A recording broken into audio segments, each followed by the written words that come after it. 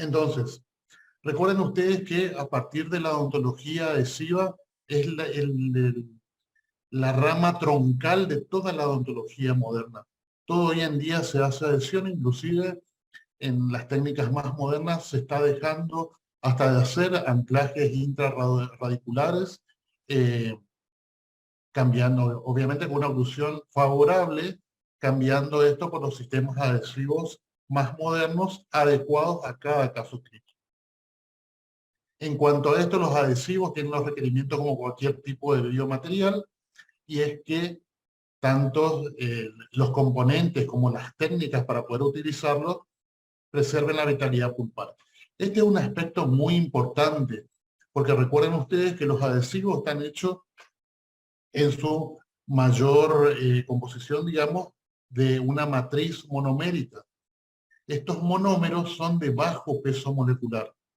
¿Qué quiere decir esto? Que si encontramos un canalículo dentinario amplio y muy cercano a la pulpa, estos monómeros antes de polimerizar pueden difundir hacia la pulpa y causar toxicidad. Entonces hay que ver bien la técnica y el tipo de adhesivo que vamos a utilizar en cada caso clínico, siempre teniendo en cuenta los factores que siempre tomamos: la edad del diente, la edad del paciente, la profundidad, la permeabilidad, bueno, y todo lo que ya sabemos. En el aspecto mecánico, lo que intenta hacer la odontología actual mínimamente invasiva es conservar la mayor cantidad de tejido posible. En ese aspecto tenemos sucedáneos de dentina, sucedáneos de esmalte, diferentes tipos eh, de viscosidad de las resinas compuestas y de resistencia, o sea, la cantidad de carga que tiene cada material, en la cual podemos elegir y jugar con las diferentes, los diferentes módulos de elasticidad de estos materiales para hacerlo lo más cercanos posible a los tejidos dentarios, que en algunos tipos de técnicas lo van a encontrar como biomimética. Entonces los materiales y técnicas deben asegurar el sellado de los márgenes Doctor, ¿nos da paritarios. la lámina? Yo solamente tengo ahí que dice biografía nada más. ¿Qué pasó? ¿Quién? Chicos, por favor, activen los micrófonos solamente para hacer preguntas. Tengan cuidado, ¿sí? Sí, porque yo Si me no se ve disperso. bien la lámina, doctor, disculpe, soy Monzón. Solamente ve la laminilla de biografía al final ya. No sé qué nos está pasando desde el principio. No está avanzando en la... No, señor, por eso le estoy... Está al final ya, doctor. Dice biografía, Machi Ricardo, Barranco Money. No, arranqué con mi biografía, pero ya... No, todavía no. Vamos a ver si saco de la presentación. Ahí cambió, Ahí está. ¿no? Ahí sí, Bien, ah, lo voy a manejar de ahí entonces. Esta bibliografía, estábamos hablando de los aspectos biológicos y aspectos mecánicos. Y ahora entramos en adhesión. La adhesión, en su sentido más amplio, es cualquier mecanismo que permita que dos partes se mantengan en contacto o se mantengan unidas. En nuestro caso, tienen que ser los tejidos dentarios con los materiales. Los tipos de adhesión que podemos tener son mecánicas, que puede ser macromecánica o micromecánica, y química o específicas, que pueden ser a nivel atómico o a nivel molecular, depende de los enlaces que tengan estos materiales con los tejidos dentarios o los materiales entre sí. Recuerden ustedes que todos son reacciones químicas y que en una reacción química los elementos van a tener más o menos afinidad según los electrones libres que tengan y bueno, todo lo que aprendieron en la química en la secundaria. Ahora bien, específicamente en la odontología, tenemos que centrarnos en la adhesión a tres tejidos principalmente: el esmalte, la dentina y el cemento. En todos los cursos o en la bibliografía que ustedes manejen, van a encontrar siempre que hay adhesión a esmalte y adhesión a dentina nada más. Es muy difícil encontrar algún texto de adhesión al cemento. Y esto se debe, porque ustedes ven en la figura, bueno, saben obviamente de anatomía dentaria, que el cemento es un tejido, un espesor muy fino y generalmente que está protegido por los tejidos de soporte del diente y los tejidos de inserción. Entonces, si fue atacado por una lesión bacteriana o no bacteriana, digamos, una lesión cervical no cariosa, es fácil perder inmediatamente esa capa de cemento. Entonces la adhesión termina siendo siempre en una dentina radicular, en este caso, si tenemos digamos, una recesión gingival. Y en el caso de que el tejido se presente intacto, porque no recibió una lesión ni cariosa ni no cariosa,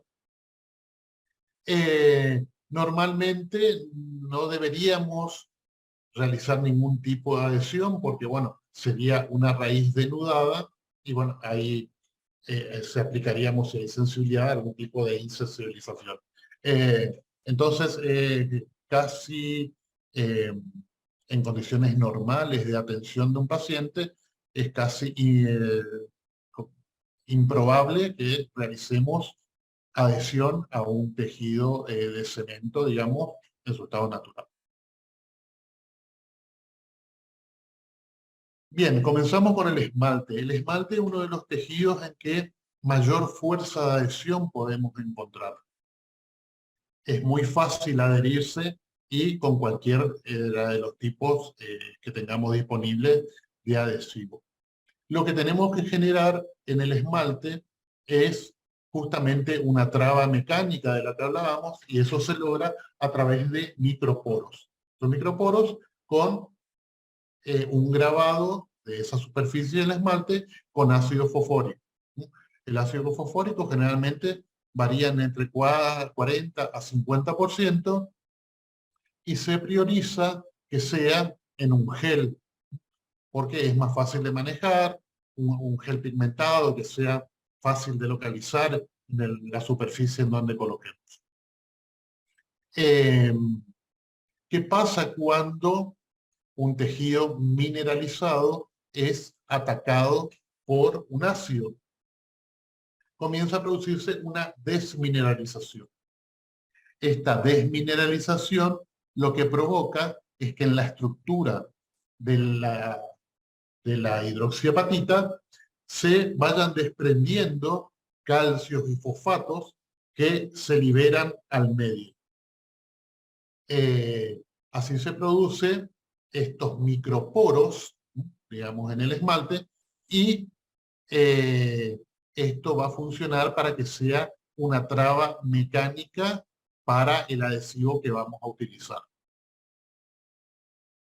Depende de la duración de la aplicación de este ácido, podemos obtener tres tipos de grabado.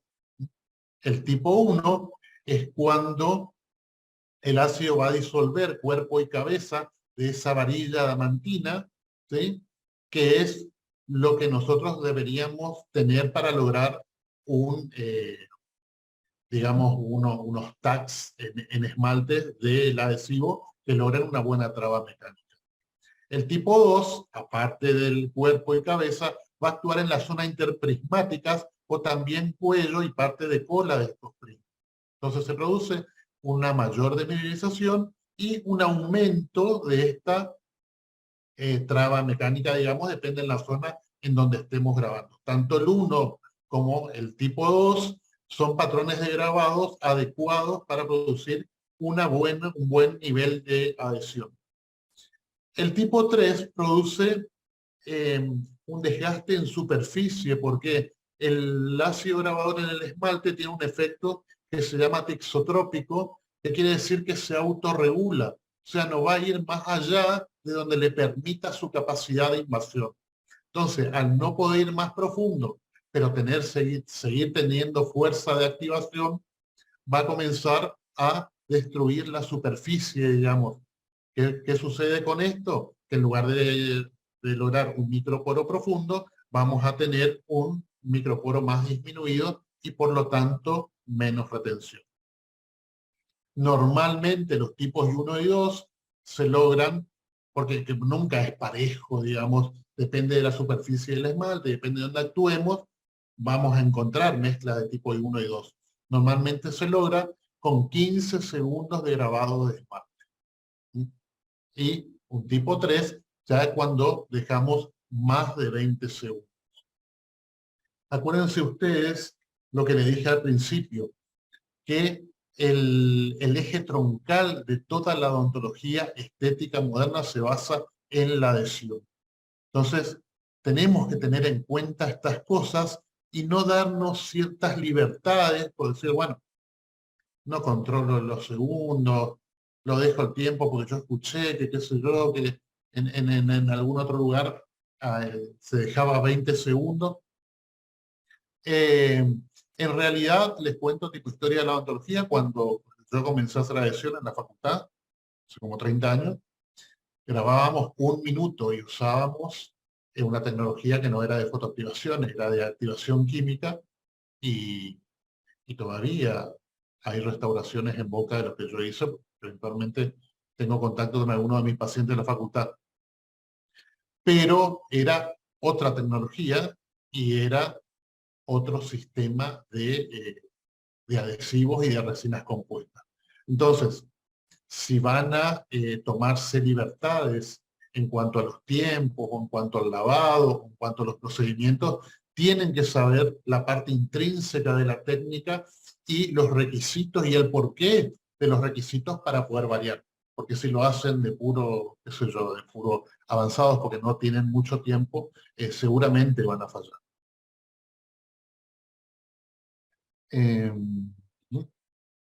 La adhesión a dentina. La adhesión a dentina por muchos años fue algo bastante controvertido porque hay una situación diferente, es otro origen del tejido. Recuerden ustedes que no es el mismo origen del esmalte, que tenemos agua, un gran porcentaje de agua, y que tenemos fibras colágenas, que es un material orgánico que nos complica más la adhesión que el esmalte, que es básicamente un material inorgánico. Entonces, durante mucho tiempo hubo problemas, ahora con los nuevos sistemas ese problema se solucionó, tenemos una muy buena adhesión a dentina, pero tenemos que saber cuándo tratarla, cuándo no tratarla, con qué, según el tipo de dentina que vamos a actuar y según el tipo de adhesivo del que disponemos. Porque, lamentablemente, deberíamos de disponer de toda una amplia gama de adhesivos en nuestros consultorios para poder realizar este tipo de adhesión para cada caso en particular, pero nuestra realidad económica nos permite. Qué sé yo, un adhesivo bueno del tipo 4, que ahora vamos a ver qué quiere decir, está aproximadamente entre 60 y 70 mil pesos. Un adhesivo bueno, universal, está aproximadamente entre 35 y 40 mil pesos. Un adhesivo de quinta puede salir, qué sé yo, esos son un poquito más económicos, 8 o 10 mil pesos. Entonces, estamos hablando aproximadamente de 100, 110 mil pesos para 3 adhesivos, y por lo menos para ustedes que son estudiantes y para los odontólogos que recién empieza, es por ahí bastante oneroso, digamos, para tener una gama. Pero bueno, si tenemos estos conocimientos y sabemos utilizar con algún tipo de adhesivo más o menos bueno, podemos realizar todos nuestros trabajos con tranquilidad. Entonces, la adhesión al sustrato dentinario va a tener que ver con el tipo de dentina. Puede ser dentina sana, puede ser dentina que haya estado expuesto a una caries, puede ser dentina que ya está libre de caries pero sigue afectada, o puede ser una dentina esclerótica. Cada tipo de dentina, según la edad del diente, según la profundidad, según la cronicidad de ese ataque carioso, va a ser un sustrato levemente diferente que tenemos que tratar para lograr una buena adhesión. Algunas veces no va a ser necesaria tanta adhesión porque el remanente va a proteger a la estructura que vamos a devolver en la restauración. Pero muchas veces vamos a ver poca estructura y poco lugar de donde adherirnos, entonces la adhesión tiene que ser Perfecto.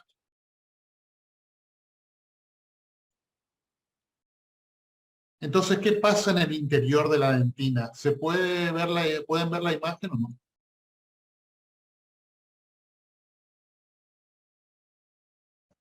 Sí, sí, se ve, se ve. Doctor, se ve. Bueno, entonces, esto sería, esta finita capa acá, el barro dentinario. El barro dentinario se genera cuando nosotros hacemos la operatoria normal, con instrumentos rotatorios, a baja, a alta, o inclusive con instrumentos de mano, porque es el residuo que va quedando en la limpieza que vamos haciendo. Eso puede tener, por ejemplo, restos de dentina, puede tener algunas células bacterianas muertas, puede tener detritus, y eso podría conservarse o podría tratarse. En una época en donde estos materiales no tenían tan buena tecnología, estoy hablando hace 30 años, el eliminar esta capa de barrillo dentinario significaba sí o sí sensibilidad postoperatoria, porque quedaban expuestos los túbulos al sacar el barrillo, y recuerden ustedes que, según la teoría de Branston, lo que pasa en los túbulos destapados es que comienza a fluir el líquido, la teoría hidrodinámica, y provoca la transmisión del dolor por la fibrilla de Thomas. Entonces, esto era muy crítico. Ahora hay métodos de eliminar, porque ¿qué es lo que intentamos hacer? En la adhesión a dentina, lo que vamos a formar es una capa híbrida.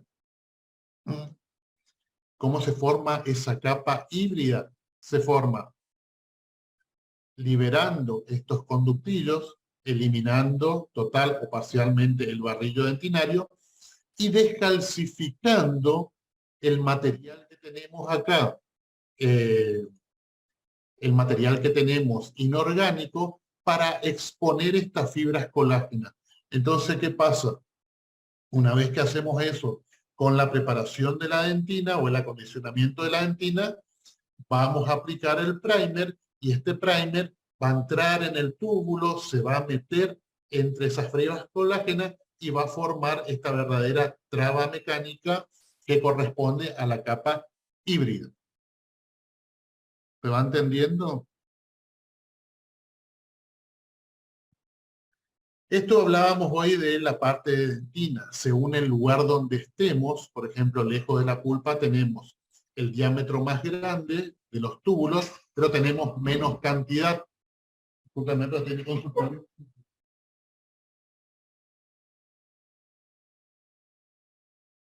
Si vamos más profundo, vamos a tener menos diámetro, pero más cantidad de túbulos dentinarios. Si tenemos cerca del límite amelocementario, vamos a tener baja densidad de túbulos. Eso sería si vamos a hacer adhesión, por ejemplo, en la dentina radicular, y alta densidad del túbulo más cerca de las cúspides y cerca de los cuernos pulpares. Entonces, este mapita tenemos que tener en cuenta, porque según eso va a ser el tipo de adhesivo que tengamos, va a determinarnos si realizamos una protección del pino pulpar antes de hacer adhesión, o sea, no solamente sellar los túbulos, sino proteger estos canalículos. Entonces eso nos va dando pautas o elementos para tomar decisiones en cuanto a la protección y en cuanto a la restauración.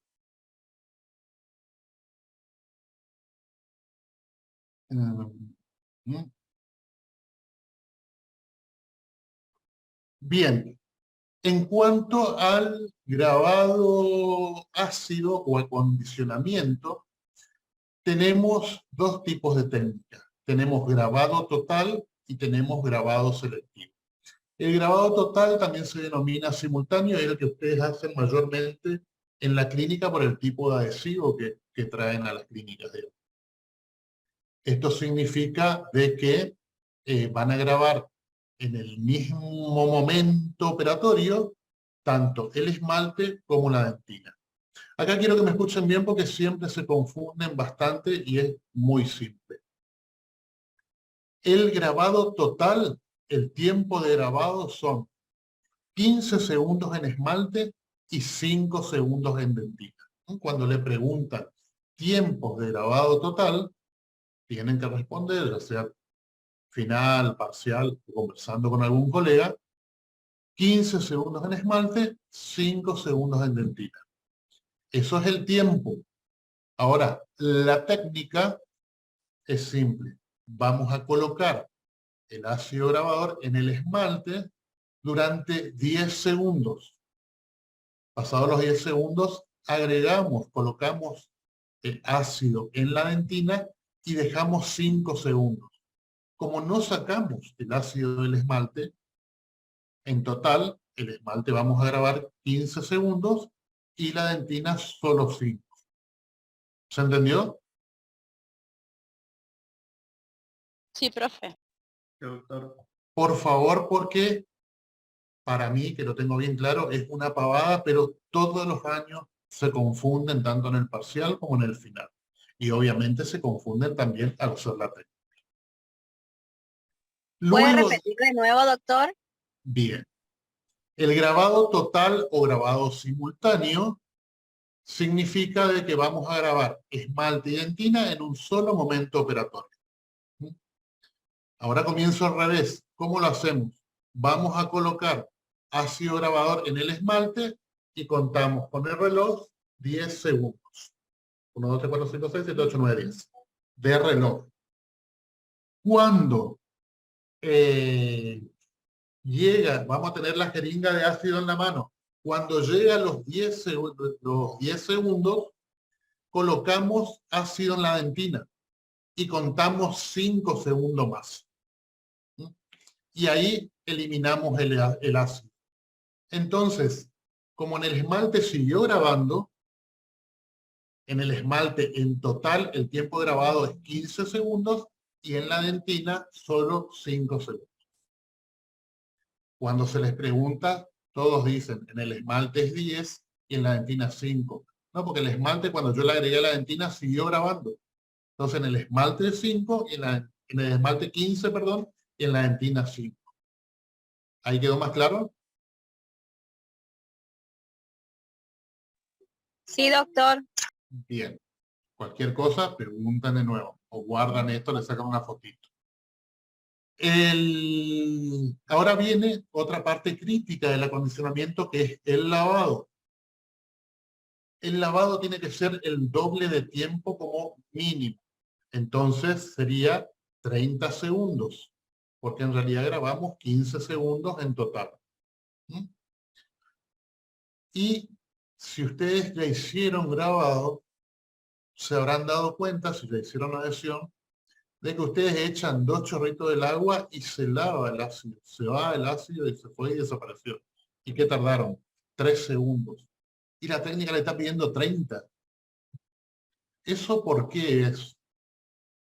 Porque, como les dije al principio, el ataque ácido lo que hace es liberar calcio y fosfato. Este calcio y fosfato sigue en el ambiente, porque no es que sale volando de la boca o del diente. Sigue en el ambiente, se recombina para formar fosfatos cálcicos y se vuelve a depositar sobre la superficie, mientras se está produciendo el mecanismo de descalcificación. Entonces, ¿qué pasa con estos fosfatos cálcicos que se depositan? Tienen que ser lavados, porque si no, van a quedar en la superficie formando una especie de barrillo dentinario y van a perjudicar la adhesión. ¿Se entiende? Este mismo sistema lo habíamos hablado cuando hablábamos de caries. ¿Se acuerdan de la mancha blanca? Que teníamos la capa superficial y la capa subsuperficial. Y la capa subsuperficial tenía más pérdida mineral que la capa superficial.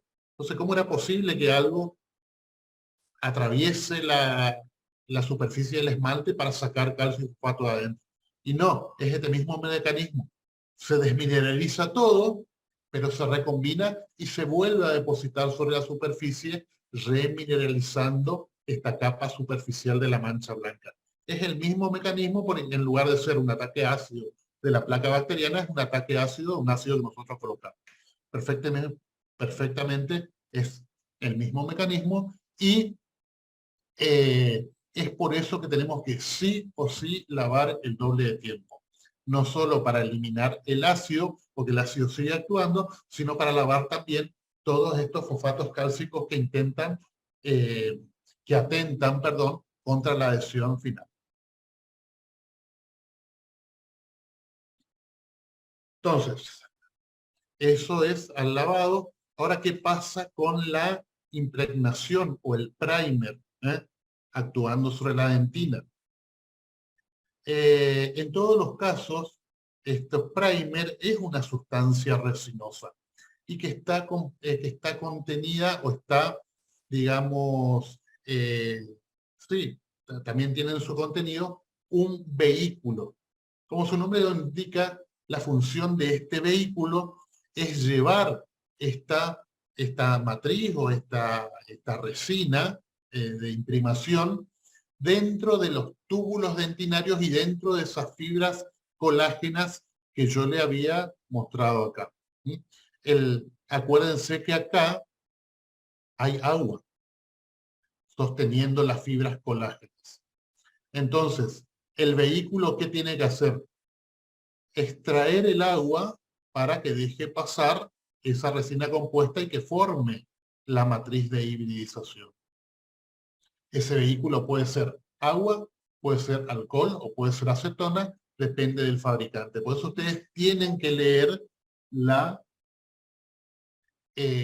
indicaciones del fabricante del adhesivo que le venden y no compren, por lo menos para su consultorio, esos adhesivos truchos que traen acá a la clínica, que no tienen ni marca, no tienen ni indicaciones del fabricante y no sé de dónde lo sacaron.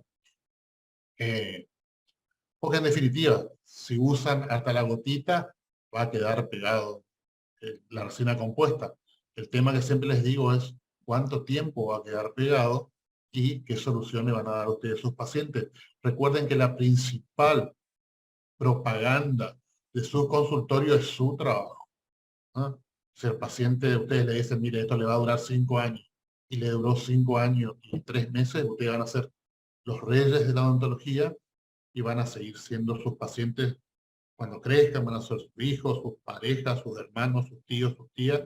La mejor propaganda es un buen trabajo. Entonces, seguimos con la imprimación.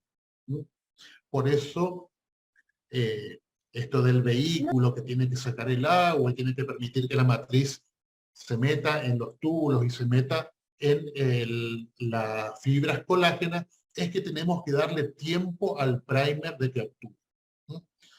Muchos de ustedes se colocan el primer, le pegan una sopladita con la jeringa, le ponen otra capa y ya fotopolimerizan. Entonces, ¿qué pasa? No le dan tiempo a que este vehículo lleve la matriz, que la matriz entre, que se forman, y se forman, a lo mejor se forma la capa híbrida, pero va a ser de muy poco espesor porque ustedes no le dieron tiempo a que difunda y que se haga ese colchoncito que tiene que formarse. Tiene que dejar el primer entre 15 y 20 segundos. Si el fabricante les dice que la aplicación sea activa, ¿qué quiere decir? Que no es que coloco nomás el primer. Llevo el primer y lo froto, tanto el primer como el adhesivo. Si les dicen que es una impregnación o una adhesión activa, significa que ustedes tienen que frotar por el piso y las paredes dentinarios para que se forme lo que estamos tratando de formar. Y respetar los tiempos que dice el fabricante. Inclusive los fabricantes le van a decir, no, es conveniente que con este tipo de adhesivos se coloque 2 capas o también una capa para el primer y 2 capas para el bonding. Lo que diga el fabricante, ustedes tienen que seguir porque es el que diseñó ese material. Una cosa que digo siempre es que si es de una empresa conocida y está aprobado por la ANMAT y todo lo demás, que este material para poder usarlo en la boca de un ser humano, no les puede engañar. O sea, no puede decir mentiras en la estructura de sus instrucciones. Tal vez pueda omitir ciertas cosas, ciertas fallas que tiene el material para poder venderlo, pero no les puede mentir. Entonces, también hay que controlar qué es lo que dice o qué es lo que no dice el fabricante. Y eso únicamente lo podemos hacer si sabemos todas estas cosas que hacen a la ciencia de la adhesión.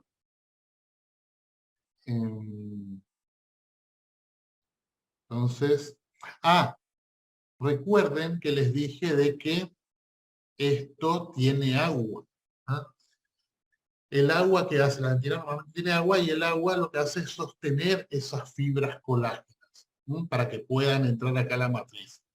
Si nosotros, después de que grabamos y lavamos, secamos con aire muy fuerte, que a veces yo veo en la clínica los chicos que están como queriendo secar el mundo en lugar de la dentina, ¿qué pasa? Desecamos la dentina, el agua que está sosteniendo las fibras colágenas se elimina obviamente por evaporación, y esas fibras colágenas se apelmazan, ¿eh? Dicen en los libros que quedan como fideos pegoteados, entonces ahí es imposible que entre nada para formar la capa híbrida.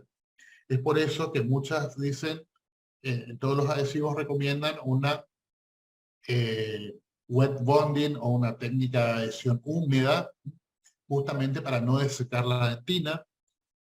Algunos inclusive dicen que de colocar algún pañuelito, algún tejidito de tisú, pañuelito, para proteger la dentina de la desecación y secar bien el esmalte, otro un pedacito de algodón.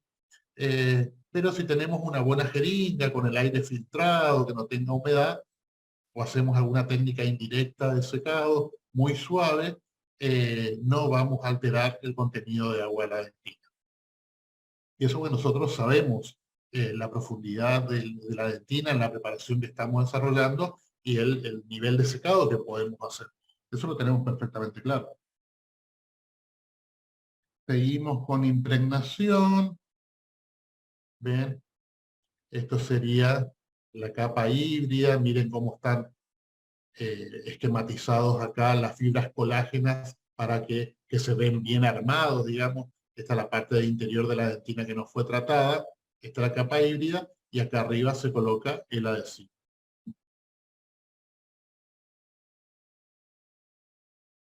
Esto amarillo, ¿eh? Sería ya la parte del adhesivo, digamos, o bonding, y esto que se mete en el túbulo dentinario, que es una traba mecánica, se le llama tax.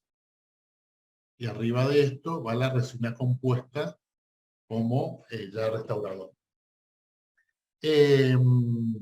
La dentina que está más ávida de ser, de recibir todo este sistema, es la dentina recién cortada. Entonces, tienen que tener cuidado, y muchas veces en la clínica de la facultad, de hacer la preparación, y por ahí hacen, no tienen tiempo porque no midieron el tiempo, y dicen, bueno, coloco una gutapercha, coloco un ionómero y la próxima adhiero. En la próxima, que normalmente es de una semana, y aunque no sea una semana, aunque sean 24 o 48 horas, el sustrato ya varió, ya no es la misma dentina mucho más ávida de recibir este proceso de hibridación, porque ya pasaron más de 24 o 48 horas de que fue cortada. Entonces, se alteran los procesos, hay procesos celulares, se altera el grado de humedad, que es microscópico obviamente, no nos damos cuenta, pero que, ya digamos, hay una pequeña deficiencia en la adhesión. Por eso todas estas cosas tenemos que tener en cuenta cuando vamos a hacer una restauración que depende casi exclusivamente de la adhesión, porque todo lo que nos sume puntos, digamos, para lograr adhesión, va a ir en beneficio de la longevidad de la restauración. No es lo mismo, si dependemos mucho de la adhesión, hacer todo hoy que hacer parte, cortar y posponer para otra sesión. Todos son pequeños detalles para tener en cuenta cuando la adhesión es. Bueno, los tags ya dijimos que era. La infiltración retículos formada por las fibras colágenas y el polímero, que en definitiva lo que van a producir una vez polimerizado es la capa híbrida. La infiltración es cómo se mezclan esos dos. Es terminología nomás, porque a veces cuando van a un curso utilizan, y más si que está dando la charla, hace investigación in vitro, generalmente estos términos son muy utilizados. Ahora bien, eso en cuanto a adhesión a tejidos. Ahora vamos a ver los sistemas de adhesión. Entonces, los sistemas de adhesión van a encontrar muchísimas clasificaciones porque depende de cada uno, cómo se le ocurre, y más ahora que ya no hay casi nada nuevo, hace 10 o 15 años, ya no hay muchas cosas nuevas que salgan ni de materiales ni técnica. Entonces, ¿qué es lo que hacen los conferencistas? Cambian de nombres o cambian situaciones, pero estamos hablando por ahí de la misma cosa y para poder vender sus cursos, pero lo único que hacen es hablar de técnicas que ya hacíamos con otros nombres. También hay que tener mucho cuidado con eso. Entonces, en este caso, en esta clasificación que vemos en la pantalla, está mezclado, digamos, una clasificación según la técnica y el tipo de acondicionamiento que necesita.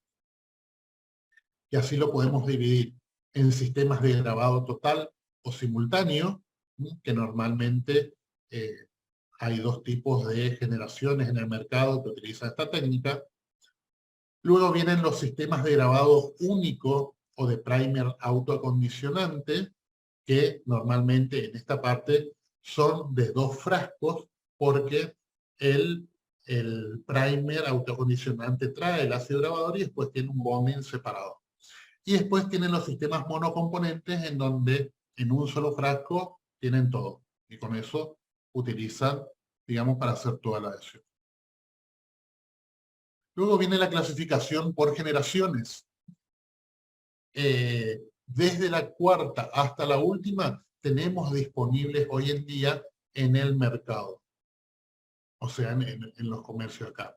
Algunas marcas entran al país, otras no, pero normalmente todas estas generaciones están disponibles.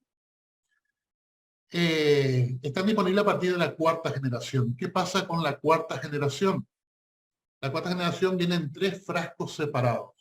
En un frasco o en una jeringa el ácido grabador, en el segundo frasco viene el primer y en el tercer frasco viene el adhesivo. Y se usan cada uno según su etapa. El tema es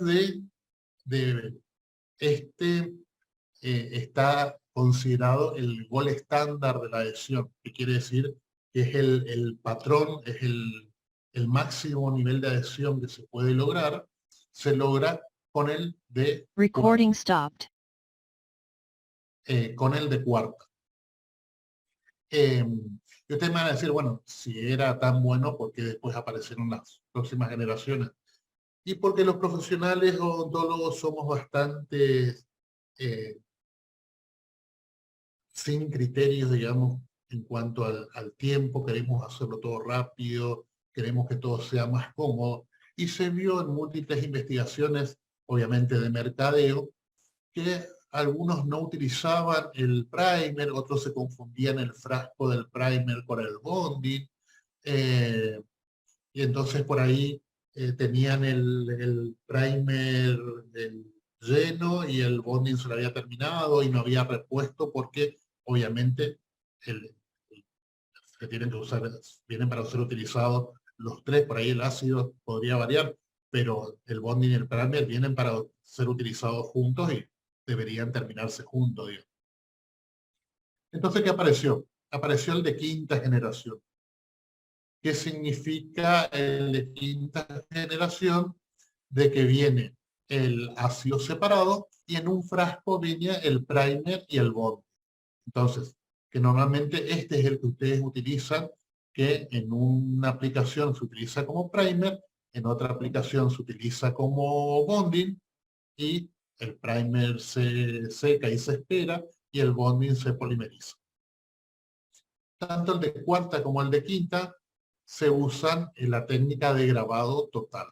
Se graba esmalte y se graba dentina, 15 segundos de esmalte, 5 segundos de dentina, como repetimos a cada rato en la diapositiva anterior. Luego viene el de sexta generación.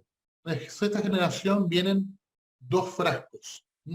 Pero ¿qué pasa ahora? Separaron el primer y el bonding, pero al primer le agregaron ácido. Entonces, no se graba, por eso se llama autoacondicionante, y se pone únicamente el primer, no se lava, ahí ya está grabando y está formando la capa hídrica, y después se pone el adhesivo. Luego vienen los de séptima, que es de todos estos que están en la diapositiva, el que mayor fracasos clínicos ha provocado, digamos, dentro de los sistemas. ¿Por qué? Porque colocaron toda la de sexta en un solo frasco. Cada vez que ustedes colocan cosas, digamos, mezcladas en un solo frasco, el famoso 2 en 1, 3 en 1, como los shampoos, como los acondicionadores, cada elemento que está compuesto en ese frasco, por ahí gana propiedades de otro elemento, pero tiene que ceder propiedades también a fin de trabajar en grupo, digamos. Es por eso que esto que vienen los tres separados realmente logran mayor adhesión, porque cada componente hace el trabajo que tiene que hacer. Al estar todos mezclados, si uno no indica bien, encima, como les dije, ya sea por economía o por comodidad, con un solo frasco queremos hacer todo y ahí vienen por ahí los problemas. Para mejorar esto aparecieron estos adhesivos de última generación, o los denominados universales, que es que lo que cambiaron. Hace 10 años más o menos que se liberó la patente de una molécula monomérica que se llama MDP, que ¿qué es lo que hace? Esto se combina con el calcio de la dentina. Esto era propiedad intelectual de una marca. Una vez que pasaron los 10 años de la invención, se libera la patente y entonces todas las marcas comienzan a incluir esta molécula en sus adhesivos, que son la imagen que tiene acá. Todos son los adhesivos de tipo universales. Esta molécula genera una adhesión específica, como habíamos hablado al principio, química, porque se recombina con el calcio de la dentina, pero tenemos que tener dos ideas básicas. Primero, que son muchos componentes trabajando juntos y que hay entrega de propiedades de cada componente, digamos, para que puedan actuar en conjunto. Entonces, como su nombre lo indica, es universal, pero tenemos que tener también cuidado de cómo aplicamos y en qué condiciones aplicamos, porque al ser universal, en algunas puede andar bien, en otras puede andar mal. Salvo, estas todas se consiguen en el comercio de nuestro país, ya sea por venta de mail o en el mercado físico acá de la provincia. Y de todas estas, las que según los estudios es verdaderamente universal, es esta, que es de Visco. ¿Por qué? Porque todas las demás necesitan de un activador, pero estamos hablando únicamente en caso de restauraciones indirectas, porque debido a la acidez que tienen ese ácido que para producir la desmineralización de la dentina, no deja que inhibe la actuación en la adhesión con cementos, por ejemplo, para restauraciones indirectas. Y en algunos casos en particulares, por ejemplo, es difícil conseguir, como esto, que es un muy buen adhesivo, es difícil conseguir el activador, porque entra el adhesivo, pero no entra el activador en el mercado nacional. Entonces se produce un problema porque, perdón, podemos hacer restauraciones directas, pero no indirectas. Si eso no lo sabemos, no lo tenemos bien claro, vamos a utilizar para cementar alguna incrustación, alguna corona, algo de estilo, y podríamos llegar a fallar porque no tenemos en cuenta esta acidez y esta inactivación de la molécula específica. Entonces, hay que leer las indicaciones del fabricante y saber de qué sustrato estamos trabajando. Como dije al principio, la de cuarta y de quinta es para grabado total, y estas tres autoacondicionantes van a utilizar algo que se llama, a ver si tengo por acá, no, van a utilizar algo que se llama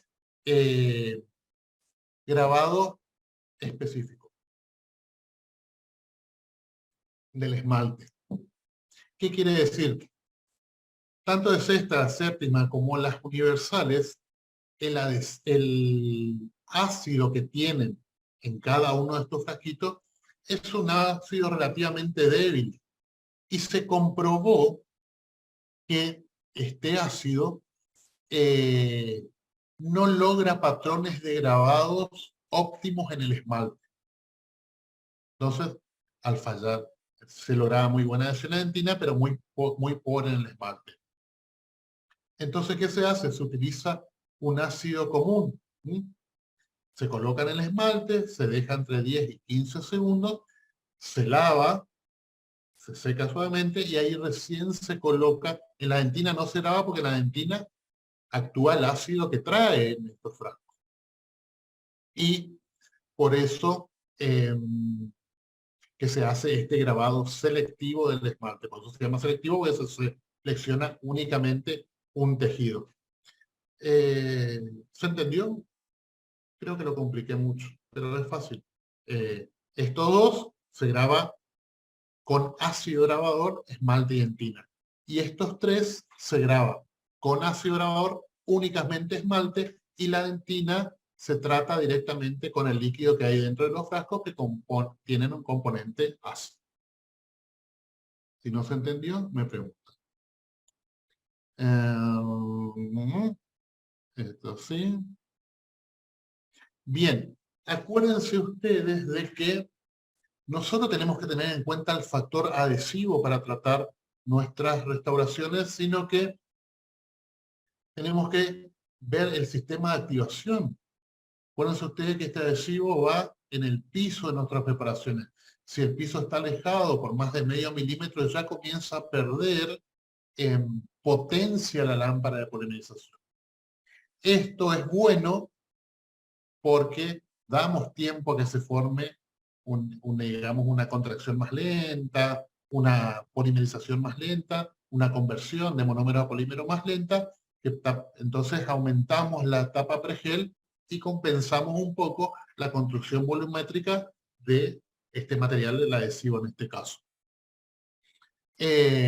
Porque si hacemos muy brusco, vamos a generar tensiones y podemos producir un despegamiento que obviamente que no vamos a ver porque es un tejido, es un líquido casi transparente y allá en el fondo es imposible que podamos observar si se pega o no se pega en el momento de la polimerización.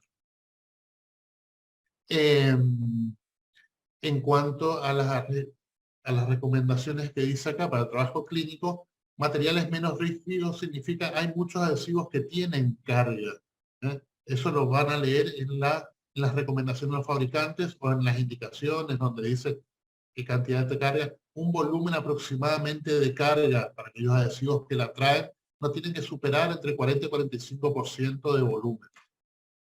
Porque si no, ya pasan a ser materiales, digamos, que son un poquito más rígidos y son un poquito más difíciles de tratar en ese piso. Actualmente para las técnicas directas hay unas técnicas que se llaman resin coating, que lo que hacen es colocar arriba un flow, digamos, para disminuir ese estrés de contracción y disminuir el factor C. Pero bueno, eso es para indirectas, así que un poquito me alejé del tema. Eso mismo hace que la capa adhesiva tenga una cierta flexibilidad, entonces y depende del caso también, no es lo mismo una oclusal que un ángulo, o una clase 3 o que una lesión cervical no cariosa. Y esto que hablábamos es disminuir la velocidad con que se transforma en sólido, esa famosa etapa pregel, y que esto se logra como ya habrán hablado en otros años, con la lámpara, con la luz, digamos, saliendo en los primeros 5 segundos con menos potencias de la indicada. Es importante de que ustedes sepan, normalmente una potencia indicada para una adhesión en una restauración normal varían entre los 1000 y 1200 miliwatts por centímetros cuadrados, y eso tienen que pedirle a su lámpara y tienen que, bueno, creo que no tenemos radiómetros en el módulo, pero siempre los técnicos seguramente me dirán que salga la potencia adecuada para poder polimerizar. Siempre la lámpara tiene que estar después de esos 5 segundos lo más posiblemente cerca de lo que vamos a polimerizar, adhesivo, resina, flow, lo que sea. Tiene que estar lo más en contacto posible, porque en la medida en que la lámpara se aleja, disminuye la potencia. Eso es una desventaja si queremos polimerización, una polimerización física, digamos, pero es una ventaja si no tenemos una lámpara que tenga una rampa. Entonces, alejando los primeros 5 segundos, la luz llega con menos potencia y podemos, digamos, disminuir la velocidad con que se transforma el sólido y podemos tener menos contracción volumétrica y menos tensión con el material. Eso es todo. Hasta ahí.